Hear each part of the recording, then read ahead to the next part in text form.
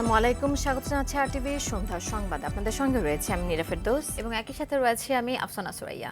দলীয় বিবেচনায় নয়, সাধারণ মানুষের কাছে গ্রহণযোগ্য ব্যক্তিদের নিয়ে অন্তর্বর্তীকালীন সরকার গঠন হবে বলে জানিয়েছেন বৈষম্য বিরোধী ছাত্র আন্দোলন। আজ রাতের মধ্যেই চূড়ান্ত হবে সবকিছু, এমনটা জানালেন অন্যতম সমন্বয়ক সার্জিস আলম। সরকার প্রধানের দায়িত্ব নিতে কাল দেশে ফিরবেন নোবেলজয়ী ডক্টর মোহাম্মদ ইউনূস। বিস্তারিত বিল্লাল হোসেনের রিপোর্টে। পদত্যাগ করে শেখ হাসিনা দেশ ছাড়ার পর ৬ আগস্ট রাষ্ট্রপতি সংসদ বিলুপ্ত করেন। শুরু হয় অন্তর্বর্তী সরকার গঠনের তোড়জোড়। রূপরেখা তৈরির কাজে ব্যস্ত বৈষম্য বিরোধী কোটা সংস্কার আন্দোলনের নেতারা। অভিযোগ নেই এমন ব্যক্তিদের নাম প্রস্তাব করা হবে বলে জানান সমন্বয়ক সার্জিস আলম। এমন একটা অন্তর্বর্তীকালীন সরকার গড়তে চাই যেটি নিয়ে আসলে মানুষের একটা আস্থার জায়গা তৈরি হবে। সেই জায়গা থেকে আমরা বিভিন্ন যারা দল রয়েছে, রাজনৈতিক দল, তাদের সাথেও কথা বলার চেষ্টা করছি। অন্তত যেই মানুষটি সেখানে থাকবে তাকে নিয়ে যেন কোনো অভিযোগ না থাকে, সেই বিষয়টি নিয়ে আমরা সবার সাথে কথা বলছি, প্রায় বলা শেষের দিকে। কেমন হবে সেই প্যানেল, তার ব্যাখ্যা দেন সমন্বয়ক হাসনাত আবদুল্লাহ। জানান বৃহস্পতিবারের মধ্যেই শপথ গ্রহণের প্রস্তুতি চলছে। যে ইকোনমিক্সে বেস্ট তাকে ইকোনমিক সেক্টর দেখানোর জন্য দেওয়া হবে, যে লিগ্যাল সেক্টরে বেস্ট তাকে লিগ্যাল সেক্টর দেখার জন্য দেওয়া হবে, যে হচ্ছে এডুকেশন সেক্টরে বেস্ট তাকে এডুকেশন সেক্টরে দেওয়া হবে। কারণ আমরা দেখেছি গত 16 বছর ধরে আমাদের যে ইনস্টিটিউশনসগুলো রয়েছে সেগুলোকে ভেঙে দেওয়া হয়েছে, যাতে এই ইনস্টিটিউশনসগুলোর প্রতি মানুষের আশ্বাস আসে, বিশ্বাস আসে, যার কারণে প্রত্যেকটি যেই জায়গায় যে বেস্ট তাকে সেই জায়গায় দেওয়া হবে, যাতে করে সর্বজন গ্রহণযোগ্যতা পায়। সেই জায়গা থেকে আমাদের যে শপথ গ্রহণের যে প্রক্রিয়াটি সেটি আগামীকালকে হয়তো হতে পারে, কিন্তু এই যে পূর্ণাঙ্গ যে প্যানেল সেটি আমরা আজকেই দিয়ে দিব। এদিকে গণ অধিকার পরিষদের সভাপতি নুরুল হক নূর বলেন, দেশের চলমান নৈরাজ্য দমনে দ্রুত অন্তর্বর্তী সরকার জরুরি। ঘর পোড়ার মধ্যে যারা আলু পোড়া খেতে চায় এদের ভিডিও রাখুন। ইন্টারিম গভর্নমেন্ট হইলে বিচারের মুখোমুখি তাদের হতে হবে।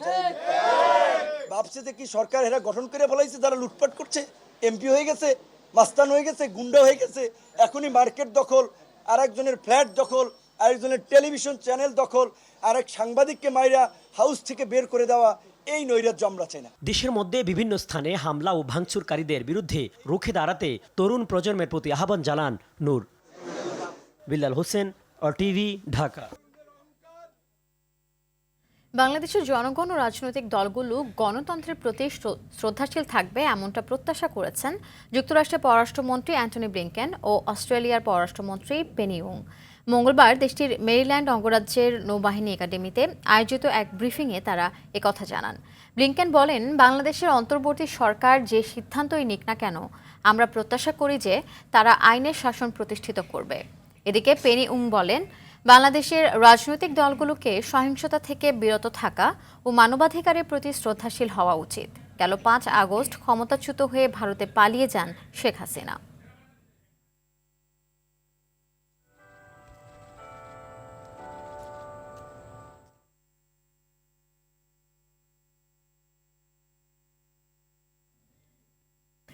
অন্তর্বর্তী সরকারের প্রধান হিসেবে ডক্টর মোহাম্মদ ইউনূস বৃহস্পতিবার রাত 8টায় শপথ নেবেন, এমনটা জানালেন সেনাবাহিনী প্রধান জেনারেল ওয়াকারুজ্জামান। একই সঙ্গে সেনাবাহিনী ডক্টর মোহাম্মদ ইউনূসকে সব ধরনের সহায়তা করবে বলেও জানান তিনি। বিকেলে সেনা সদরে এক সংবাদ সম্মেলনে এসব কথা জানান সেনাপ্রধান। এছাড়া যারা এখন বিভিন্ন অপরাধমূলক কর্মকাণ্ড করছেন তাদের বিরুদ্ধে কঠোর ব্যবস্থা নেওয়া হবে বলেও জানান সেনাপ্রধান ওয়াকারুজ্জামান। দেখুন শরৎ খানের রিপোর্ট। দেশের সার্বিক পরিস্থিতি নিয়ে সংবাদ সম্মেলন করেন সেনাবাহিনী প্রধান জেনারেল ওয়াকারুজ্জামান। আগামীকাল রাত 8টায় অন্তর্বর্তীকালীন সরকারের শপথ অনুষ্ঠান হতে পারে বলে জানান সেনাপ্রধান। আমার ধারণা আপাতত 15 জন হতে পারে, তারপরেও 2-1 জন আপ অ্যান্ড ডাউন এটা করতে পারে, এরকম একটা সংখ্যক, এবং মোটামুটি একটা দাঁড়িয়ে যাচ্ছে। যেহেতু এটা ফর্মালি প্রকাশ করা হয়নি, এটা নিয়ে আমি আর আপনাদের সাথে কথা বলতে চাচ্ছি না। প্রফেসর ডক্টর ইউনূস খুব সুন্দর গণতান্ত্রিক দেশ উপহার দেবেন বলে আশাবাদ ব্যক্ত করেন জেনারেল ওয়াকারুজ্জামান। আমরা সর্বসম্মতভাবে সম্মত হয়েছে এবং ওনার কাছে প্রস্তাব দিয়েছি চিফ অ্যাডভাইজার ডক্টর ইউনূসকে করার জন্য, এবং উনি এখন আমাদের চিফ অ্যাডভাইজার। কালকে আসবেন, কালকে হয়তো দুপুরে উনি এসে পৌঁছাবেন, আমি ওনাকে রিসিভ করতে যাব। আমরা ওনাকে সর্বতোভাবে সহায়তা করব। আমি army chief, navy chief, air chief, এবং আমি নিশ্চিত যে উনি সমস্ত রাজনৈতিক দল এবং সবার কাছ থেকে সাহায্য সহযোগিতা পাবেন। স্টুডেন্ট ফোরাম, স্টুডেন্টস এবং আমরা সবাই মিলে ওনাকে সাহায্য করব এবং আমি নিশ্চিত যে তাহলে উনি অত্যন্ত সফলভাবে ওনার এই কাজ সমাধা করতে সক্ষম হবেন। পুলিশ সদস্য না থাকায় যারা বিভিন্ন অপরাধমূলক কর্মকাণ্ড করছেন তাদেরকে সতর্ক করেন সেনাপ্রধান। হ্যাঁ হচ্ছে, বাট সংখ্যা অনেক কমে এসেছে। একদিন দুই দিন, প্রথম 1-2 দিনে যেটা হয়েছে সংখ্যা অনেক কমে এসেছে। আমরা আনসার ভিডিপিকেও কাজে লাগিয়েছি এবং আমি তো বললাম যে ছাত্ররাও আমাদের সাহায্য করছে বিভিন্ন গ্রামে গঞ্জে। তারা এই কাজগুলো মাধ্যমে, তাদের উপস্থিতির মাধ্যমে আমাদের সাহায্য করছে এবং বিএনসিসিকেও আমরা এটাতে করতে আমরা হয়তো এমপ্লয় করব এই কাজে। আমি আমার যত ফোর্স আছে মিলিটারি সব অল ডিপ্লয়েড এবং তারা তাদের সাধ্যমতো এই কাজে নিয়োজিত। সড়কে ট্রাফিক সিগন্যাল নিয়ন্ত্রণ সহ নানা কর্মকাণ্ডের জন্য শিক্ষার্থীদের ধন্যবাদও জানান সেনাপ্রধান। শরীয়ত খান, RTV, ঢাকা। শ্রম আইন লঙ্ঘনের মামলায় শ্রম আদালতের দেয়া কারাদণ্ড থেকে খালাস পেলেন ডক্টর মোহাম্মদ ইউনূস। ডক্টর ইউনূস সহ অন্যদের করা আবেদনের শুনানিতে এ রায় দেন শ্রম আপিল ট্রাইব্যুনালের বিচারক MA আউয়াল। রায়ে সন্তুষ্ট জানিয়ে আইনজীবী বলেন, আইনের শাসন প্রতিষ্ঠিত হয়েছে। গেল 1 জানুয়ারি শ্রম আইন লঙ্ঘনের অভিযোগে কলকারখানা ও প্রতিষ্ঠান পরিদর্শন অধিদপ্তরের করা এ মামলায় গ্রামীণ টেলিকমের চেয়ারম্যান ডক্টর মোহাম্মদ ইউনূস সহ 4 জনকে 6 মাস করে বিনাশ্রম কারাদণ্ড দেন ঢাকার তৃতীয় শ্রম আদালত। রায়ের বিরুদ্ধে গত 28 জানুয়ারি আপিল করেন ডক্টর মোহাম্মদ ইউনূস সহ 4 জন। এই সমস্ত জিনিস শুনানি করে বিবেচনা করে আজকে এই আপিলটিকে চূড়ান্তভাবে গৃহীত করেছে, মঞ্জুর করেছেন এবং চার্জের থেকে আসামিদেরকে খালাস দিয়েছেন। আমরা অবশ্যই রায় সন্তুষ্ট, কারণ যেখানে আইনের শাসন প্রতিষ্ঠিত হয়েছে। বিশ্ববিদ্যালয়গুলোতে আর লেজুর ভিত্তিক রাজনীতি, ছাত্র রাজনীতি চলবে না। কল্যাণমূলক ও গঠনমূলক ছাত্র রাজনীতির মাধ্যমে বৈষম্যহীন দেশ গঠনে ভূমিকা রাখবে সবাই, এমনটা জানালেন কোটা সংস্কার আন্দোলনের সমন্বয়ক বিন ইয়ামিন মোল্লা। ঢাকা বিশ্ববিদ্যালয়ে হল খুলে দেয় সাধারণ ছাত্রদের ক্যাম্পাসে ফেরার আহ্বান জানিয়ে দ্রুততম সময়ে শিক্ষা কার্যক্রম চালুর দাবি জানান তিনি। এদিকে হল খুলে দিলেও শিক্ষার্থী উপস্থিতি সামান্য। আত্মগোপনে রয়েছে হলগুলোর প্রভোস্ট। দখলদারিত্বের রাজনীতি এই বিশ্ববিদ্যালয়ের হলগুলোতে বা বিশ্ববিদ্যালয়গুলোতে আর থাকবে না। যারাই পেশিশক্তি, কালো টাকা এবং দখলদারিত্বের ছাত্র রাজনীতি বিশ্ববিদ্যালয়ের হলগুলো বা বিশ্ববিদ্যালয়গুলোতে প্রতিষ্ঠা করতে যাবে, সে যে ছাত্র সংগঠনই হোক না কেন, তাদেরকেই কিন্তু সাধারণ শিক্ষার্থীরা প্রত্যাখ্যান করবে। শিক্ষার্থীদের জন্য যারা কথা বলতে চায়, অধিকার নিয়ে কাজ করতে চায়, শিক্ষার্থীদের পালস বুঝে, শিক্ষার্থীদের চাওয়া বুঝেই কিন্তু তাদেরকে আসলে কাজ করতে হবে। দীর্ঘ 6 বছরেরও বেশি সময় পর জনসম্মুখে বক্তব্য রাখলেন বিএনপি চেয়ারপারসন বেগম খালেদা জিয়া। বলেছেন, বিএনপি ধ্বংস চায় না, শান্তি চায়। প্রতিশোধ নয়, সবাইকে নিয়ে আগামীর বাংলাদেশ গড়া হবে। আর দলটির ভারপ্রাপ্ত চেয়ারম্যান তারেক রহমান বলেছেন, শেখ হাসিনার পতনের মধ্য দিয়ে হাজারো শহীদের রক্তে রঞ্জিত বিপ্লবের প্রথম ধাপ সফল হয়েছে মাত্র। দ্রুততম সময়ের মধ্যে জাতীয় নির্বাচন অনুষ্ঠানের দাবি জানান তিনি। বিকেলে নয়াপল্টনে দলের কেন্দ্রীয় কার্যালয়ের সামনে সমাবেশে ভার্চুয়ালি যুক্ত হয়ে তারা এসব কথা বলেন। রিপোর্ট করছেন জাহিদ রহমান। রাজধানীর নয়াপল্টনের বিএনপির কেন্দ্রীয় কার্যালয়ের সামনে হঠাৎ করেই ভেসে ওঠে বিএনপি চেয়ারপারসন বেগম খালেদা জিয়ার বক্তব্য। ভার্চুয়ালি বক্তব্য রাখেন দীর্ঘ 6.5 বছরেরও বেশি সময় পর। ছাত্র তরুণরাই আমাদের ভবিষ্যৎ। তারা তরুণরা এই যে স্বপ্ন নিয়ে বুকের রক্ত ঢেলে দিয়েছে, সেই স্বপ্ন বাস্তবায়নে করতে মেধা, যোগ্যতা, জ্ঞান ভিত্তিক গণতান্ত্রিক বাংলাদেশ গড়ে তুলতে হবে। শোষণহীন সমৃদ্ধ বাংলাদেশ, সকল ধর্মের গোত্রের অধিকার নিশ্চিত করতে হবে। শান্তি, প্রগতি আর সাম্যের ভিত্তিতে আধুনিক বাংলাদেশ নির্মাণে আসুন আমরা তরুণদের হাত শক্তিশালী করি। ধ্বংস নয়, প্রতিশোধ নয়, প্রতিহিংসা নয়, ভালোবাসা, শান্তি ও জ্ঞান ভিত্তিক সমাজ গড়ে তুলি। ছাত্র জনতার গণঅভ্যুত্থানের মাধ্যমে আওয়ামী লীগ সরকারের বিদায় পর এটি প্রথম রাজনৈতিক দলের সমাবেশ। দলের ভাইস চেয়ারম্যান তারেক রহমান বলেন, দ্রুত সময়ের মধ্যে জনগণের ভোটে নির্বাচিত প্রতিনিধিদের কাছে ক্ষমতা হস্তান্তর করতে হবে। স্বৈরাচার হাসিনা পতনের রক্ত রঞ্জিত বিপ্লবকে সার্থক এবং সফল করে আসুন নাগরিক হিসাবে আমরা আরো দায়িত্বশীল আচরণ করি। আমরা সকলে ঐক্যবদ্ধ থাকলে আগামী দিনের বাংলাদেশের জন্য, তারুণ্যের জন্য একটি নিরাপদ ভবিষ্যৎ আমরা গড়তে পারবো ইনশাআল্লাহ। চক্রান্তের মাধ্যমে কেউ যেন বিজয় ছিনিয়ে নিতে না পারে সেজন্য দলীয় নেতাকর্মী ও দেশবাসীকে সতর্ক থাকার আহ্বান জানান বিএনপি মহাসচিব মির্জা ফখরুল ইসলাম আলমগীর। ভয়াবহ গণতন্ত্র বিনাশী, অর্থনীতি বিনাশী, গণতন্ত্র বিরোধী শক্তি আওয়ামী লীগের অবৈধ সরকারের বিরুদ্ধে সেই সরকারকে জনগণের ছাত্র জনতার উত্তরণের মধ্য দিয়ে পদত্যাগ করে পালিয়ে যেতে হয়েছে। বন্ধুগণ, বৃহস্পতিবার দুপুর থেকেই রাজধানীর বিভিন্ন স্থান থেকে দলে দলে মিছিল নিয়ে নেতাকর্মীরা জড়ো হতে থাকেন নয়াপল্টনের বিএনপি কেন্দ্রীয় কার্যালয়ের সামনে। ছাত্র জনতার আন্দোলনে যে সকল শহীদ হয়েছেন তাদের যে দাবি দেওয়া ছিল বাংলাদেশ গড়ার, সেই হিসেবে আগামী দিনের বাংলাদেশ গড়ার প্রত্যয় ঘোষণা করল বাংলাদেশ জাতীয়তাবাদী দলের নেতাকর্মীরা।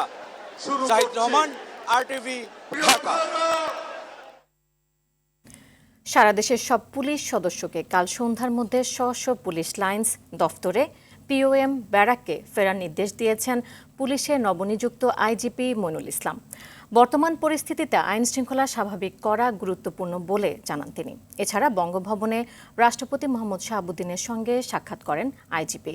এদিকে জনপ্রশাসন মন্ত্রণালয়ের প্রজ্ঞাপনে পুলিশের বেশ কজন কর্মকর্তাকে রদবদল করা হয়েছে। আশিকুল আলম জানাচ্ছেন এর বিস্তারিত।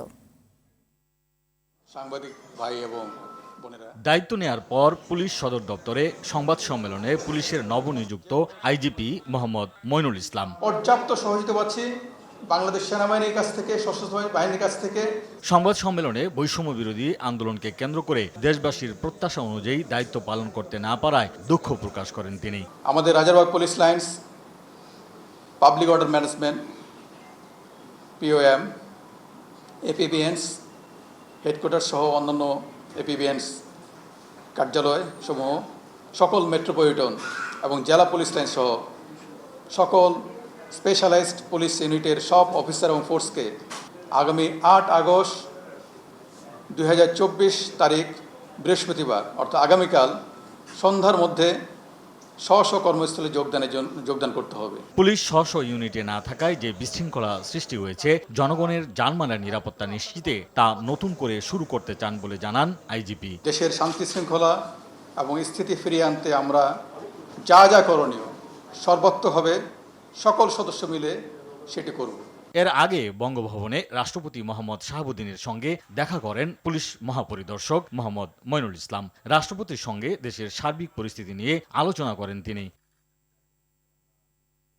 এদিকে জনপ্রশাসন মন্ত্রণালয় থেকে প্রজ্ঞাপন জারি করে পুলিশের আরও 4 ঊর্ধ্বতন কর্মকর্তাকে বদলি করা হয়েছে। সদর দপ্তরে সংযুক্ত অতিরিক্ত IGP AKM শহীদুর রহমানকে র্যাপিড অ্যাকশন ব্যাটালিয়ন র্যাবের মহাপরিচালক, CIDর উপ পুলিশ মহাপরিদর্শক DIG মোহাম্মদ মাইনুল হাসানকে DMP কমিশনার, র্যাব মহাপরিচালক ব্যারিস্টার মোহাম্মদ হারুনুর রশিদকে অতিরিক্ত IGP হিসেবে পুলিশ সদর দপ্তরে, DMP কমিশনার ও অতিরিক্ত IGP হাবিবুর রহমানকে পুলিশ সদর দপ্তরে সংযুক্ত করা হয়েছে। আশিকুল আলম, RTV, ঢাকা। কর্মচারীদের বিক্ষোভের মুখে এবার বাংলাদেশ ব্যাংক থেকে মৌখিকভাবে পদত্যাগ করেছে চুক্তিভিত্তিক নিয়োগ পাওয়া 3 ডেপুটি গভর্নর, আর লিখিতভাবে পদত্যাগ করেছেন আরেক ডেপুটি গভর্নর কাজী সাইদুর রহমান। তবে সংবাদ সম্মেলনে ব্যাংকের মুখপাত্র জানান, তাদের পদত্যাগপত্র গ্রহণ করবে অন্তর্বর্তীকালীন সরকার। আজ কেন্দ্রীয় ব্যাংকে যাননি গভর্নর আব্দুর রউফ তালুকদার। দেখুন সেলিম মালিকের রিপোর্ট। চাকরিতে পদোন্নতি, বেতন ও ভাতায় বঞ্চনার শিকার হওয়া বাংলাদেশ ব্যাংকের কর্মকর্তা কর্মচারীরা এবার ফুঁসে উঠেছেন। তাদের ক্ষোভ আওয়ামী সৌর সরকারের আমলে চুক্তিভিত্তিক নিয়োগ পাওয়া 4 ডেপুটি গভর্নরের উপর। তাই ছাত্র আন্দোলনের মুখে শেখ হাসিনা সরকারের পতনের পরপরই এই ডেপুটি গভর্নরদের পদত্যাগের দাবিতে সকালে বিক্ষোভের নামে কর্মচারীরা। বিক্ষোভকারীদের চাপে ডেপুটি গভর্নর কাজী সাইদুর রহমান লিখিত পদত্যাগ করেন। পাশাপাশি মৌখিকভাবে পদত্যাগের কথা জানান ডেপুটি গভর্নর হাবিবুর রহমান। তাদের দুজনকে নিরাপদে বের হওয়ার সুযোগ দেওয়া হয়। বাংলাদেশ ফাইন্যান্সিয়াল ইন্টেলিজেন্স ইউনিটের প্রধান মাসুদ বিশ্বাসকে বের করে দেওয়া হয়, তবে বোর্ডের স্বার্থে ব্যাংকের ভেতরে রয়ে যান নুরুন নাহার। পরে সংবাদ সম্মেলনে কেন্দ্রীয় ব্যাংকের মুখপাত্র জানান পরবর্তী সরকার তাদের পদত্যাগের বিষয়টি আমলে নেবেন। তাদের অ্যাপয়েন্টিং অথরিটি কে? সরকার। সুতরাং সরকার ছাড়া তো তারা কারো কাছে পদত্যাগপত্র দিতে পারবে না।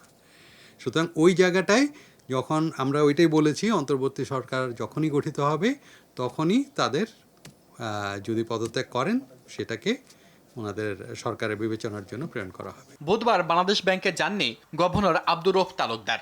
মুখপাত্র জানান তিনি বিদেশেও যাননি। গভর্নর মহোদয় আছেন। গভর্নর মহোদয় ওই সরকার গঠিত হলে উনি অফিস করা শুরু করবেন। সেইটা তো আমাদের কাছে সেই তথ্য নেই, উনি আছেন বাংলাদেশে। সংস্থাটি জানায় ইসলামী ব্যাংক সহ ব্যাংক খাতের নানা অনিয়মের ব্যাপারে ব্যবস্থা নেবে অন্তর্বর্তীকালীন সরকার।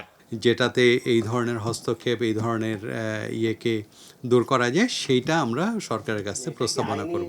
সেলিম মালিক, RTV, ঢাকা।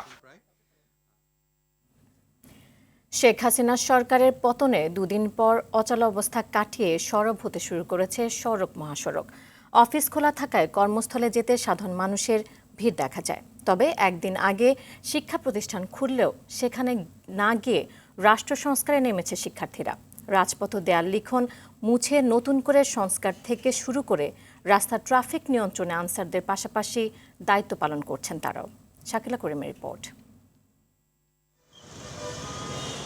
রাজধানীর সড়কে বেড়েছে যান চলাচল, তবে রাস্তায় দেখা নেই ট্রাফিক পুলিশের। সেখানে দায়িত্ব পালন করছেন আনসার সদস্য এবং শিক্ষার্থীরা, সাথে যোগ দিয়েছেন রেড ক্রিসেন্টের সদস্যরাও। কেমন চান নতুন বাংলাদেশ, এমন প্রশ্নে সাধারণ মানুষের কণ্ঠে উঠে আসে ফিরে না আসুক পূর্বের তিক্ততা। সবাই চান সংস্কারের পাশাপাশি রাষ্ট্রযন্ত্রের মেরামত। জানি সর্বাত্মক চেষ্টা করি পুনরাবৃত্তি না ঘটে, মুদ্রা জানি ইপিট উপিট না হয়। আবার পুলিশ বলেন সব প্রশাসনে দুর্নীতি মুক্ত হতে হবে এবং জবাবদিহিতার আন্ডারে আসতে হবে তাদেরকে। সবাই পার্টিসিপেট করবো এই দেশ গড়ায়। আমার ছেলেদের, আমাদের স্টুডেন্টদের সাথে আমরা সবাই একসাথে কাজ করব। যে সরকারে আসবে সেই জন্য সুষ্ঠু, নিরপেক্ষ, সন্ত্রাসমুক্ত একটা দেশ গঠন করে। পাল্টাতে শুরু করেছে পথঘাটের দৃশ্যপট। বিভিন্ন এলাকায় পরিচ্ছন্নতার কাজে নেমেছেন শিক্ষার্থীরা। কেউ ঝাড়ু দিচ্ছেন রাস্তা, আর কেউ দেয়ালের প্রতিবাদী লিখন মোছার কাজে ব্যস্ত। রাস্তাঘাট পরিষ্কার করা এবং যেসব গ্রাফিটি করা হয়েছে ওগুলাতে হচ্ছে রং করা পুনরায়। আমাদের ক্যাম্পাসের অনেক মেয়ে নেমেছে, ইভেন অনেকেই এখন রাস্তা পরিষ্কার ক্লিনিংয়ে নেমেছে। শুধু রাজধানী নয়, প্রতিটি জেলায়ও লেগেছে এই নবজাগরণ। একদিন আগে থেকেই চট্টগ্রাম শহরের ট্রাফিকের দায়িত্ব নিয়েছেন শিক্ষার্থীরা। সাধারণ জনগণকে দেখিয়ে দিচ্ছি রাষ্ট্র পরিষ্কার পরিচ্ছন্ন এবং ট্রাফিক রুলস ফলো করতে আহামরি বড় কোনো বাজেট প্রয়োজন হয় না। ট্রাফিক পুলিশ কোনো কেউ নাই, ছাত্ররা দায়িত্ব পালন করতেছে। আনসার সদস্য, স্বেচ্ছাসেবকদের সহায়তায় স্বাভাবিক অবস্থায় ফিরছে ময়মনসিংহের ট্রাফিক ব্যবস্থা।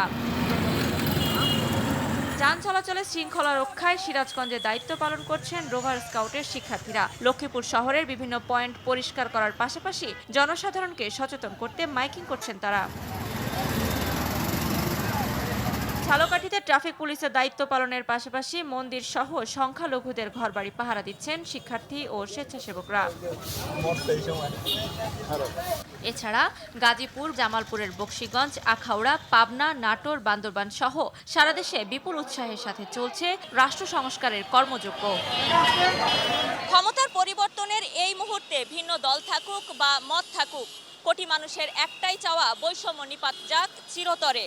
তিক্ততার বিষাদ কাটিয়ে ধর্ম বর্ণ নির্বিশেষে নতুন আলোয় উদ্ভাসিত হোক প্রিয় বাংলাদেশ। শাকিলা করিম, RTV, ঢাকা। পথে পথে চাঁদাবাজি বন্ধ হওয়ায় কমতে শুরু করেছে নিত্যপণ্যের দাম, এমন মন্তব্য করেছেন ভোক্তা অধিকার সংরক্ষণ অধিদপ্তরের মহাপরিচালক AHM শফিকুজ্জামান। তিনি জানান, সাপ্লাই চেইন সচল থাকায় বাজারের চাহিদা ও যোগানে কোনো ধরনের সমস্যা হচ্ছে না। সকালে কারওয়ান বাজার পরিদর্শনে এসে এসব কথা বলেন তিনি। এদিকে গত সপ্তাহের তুলনায় কম দামে পণ্য কিনতে পেরে স্বস্তি প্রকাশ করেছে ক্রেতারা।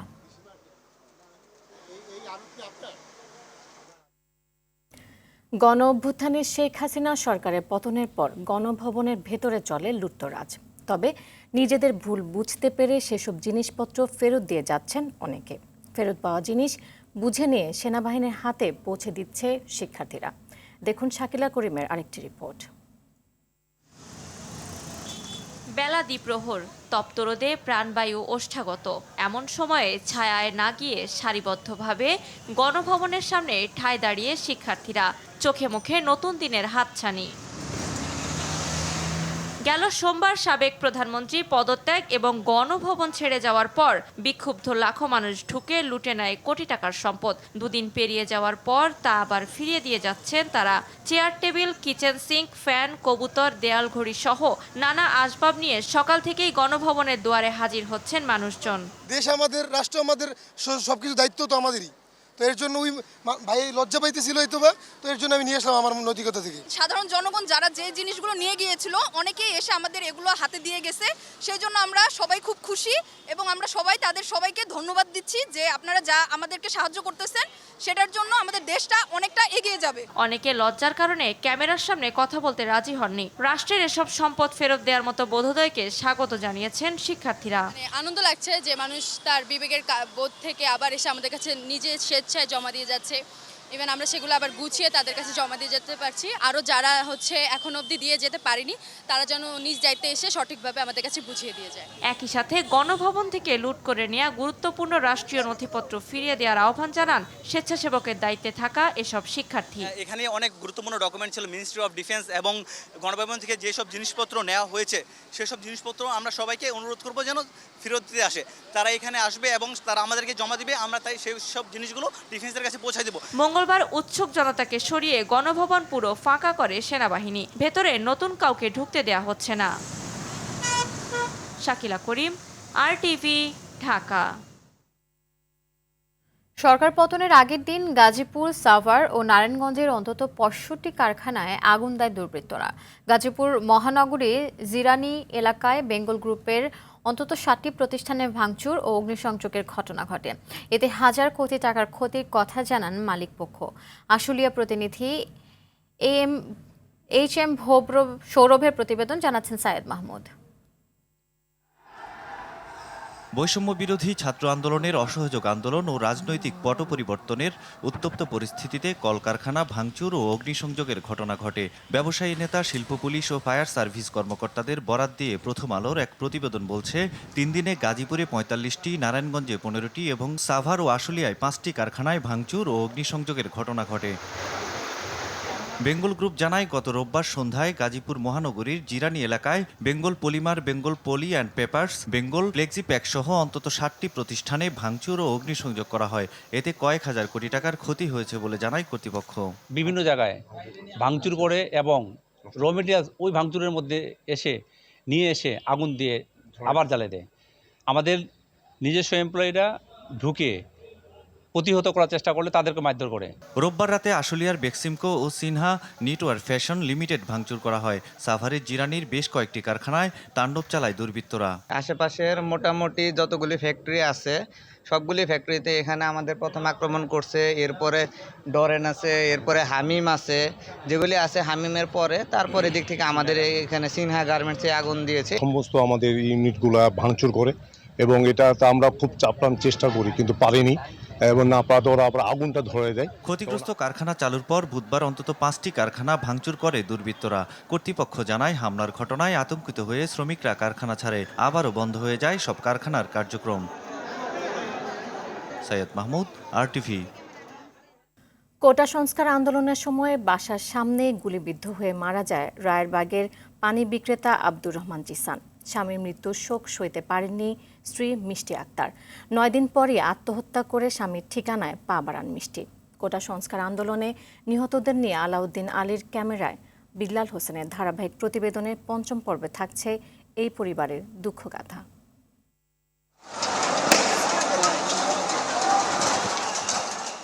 20 জুলাই কোটা সংস্কার আন্দোলনকে কেন্দ্র করে রণক্ষেত্রে পরিণত হয় যাত্রাবাড়ি ও রায়েরবাগ এলাকা। তখন পেটের দায়ে মহল্লার দোকানে পানি দিতে যাওয়াই যেন কাল হয়ে দাঁড়ায় আব্দুর রহমান জিসানের।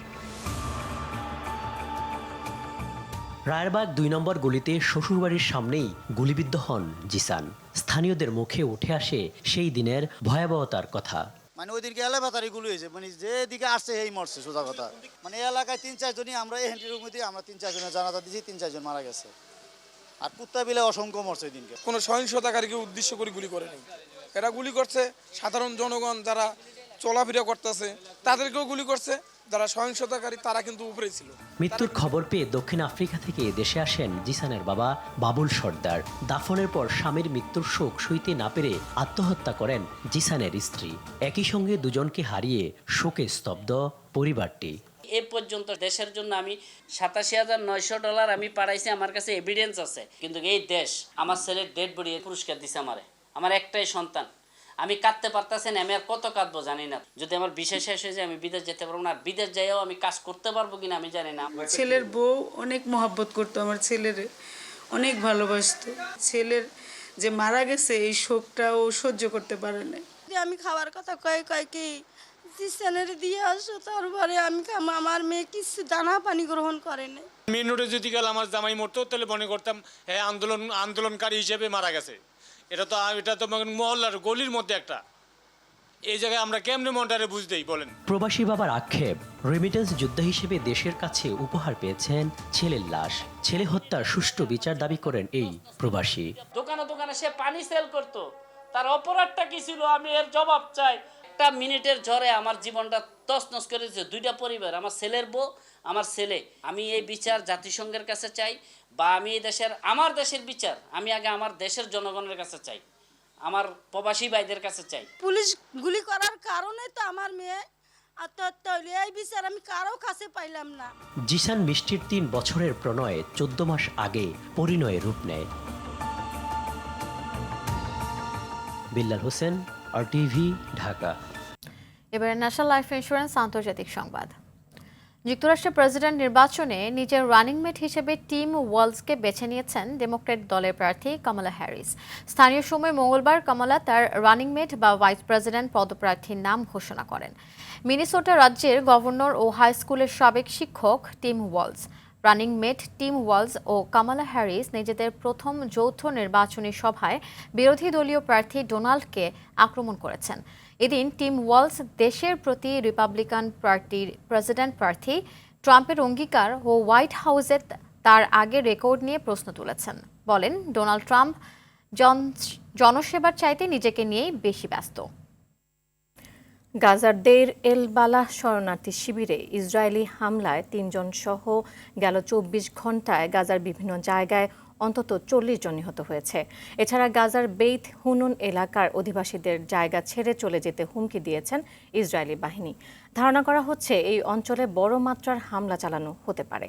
এদিকে হামাসের নতুন প্রধান হিসেবে ইয়াহিয়া সিনওয়ারের নাম ঘোষণা হওয়ার পর ইসরায়েলের সামরিক বিভাগ মঙ্গলবার এক বিবৃতিতে জানায় তাকেও পরিণতি বুঝিয়ে দেওয়া হবে। গেল বছরের 7 অক্টোবর থেকে চলমান হামলায় গাজায় নিহতের সংখ্যা 39,000 ও আহতের সংখ্যা 91,000 ছাড়িয়েছে। খেলার খবর। অলিম্পিকের 11তম দিন শেষে পদক তালিকায় শীর্ষে যুক্তরাষ্ট্র। 24টি স্বর্ণ, 31টি রৌপ্য ও 31টি ব্রোঞ্জ সহ মোট 86 পদক আছে দেশটির। 22 পদক নিয়ে দ্বিতীয় অবস্থানে আছে চীন। দেশটির নামের পাশে আছে 59 পদক। 14টি স্বর্ণ সহ মোট 35 পদক নিয়ে 3 নম্বরে আছে অস্ট্রেলিয়া। ফ্রান্সের নামের পাশে 13টি স্বর্ণ সহ 48 পদক। এছাড়া 12 স্বর্ণ সহ 46 পদক নিয়ে 5 নম্বরে ব্রিটেন। কোরিয়া ও জাপান সমান 11টি করে স্বর্ণপদক নিয়ে আছে 6 ও 7 নম্বরে। দর্শক, সন্ধ্যা সংবাদ এ পর্যন্তই। RTVর সবশেষ সংবাদ জানতে যে কোনো মোবাইল ফোন থেকে 2414 নম্বরে ডায়াল করুন। রাতের সংবাদ 11:15টায় দেখার আমন্ত্রণ রইল। এতক্ষণ সাথে থাকার জন্য অসংখ্য ধন্যবাদ। ধন্যবাদ সবাইকে।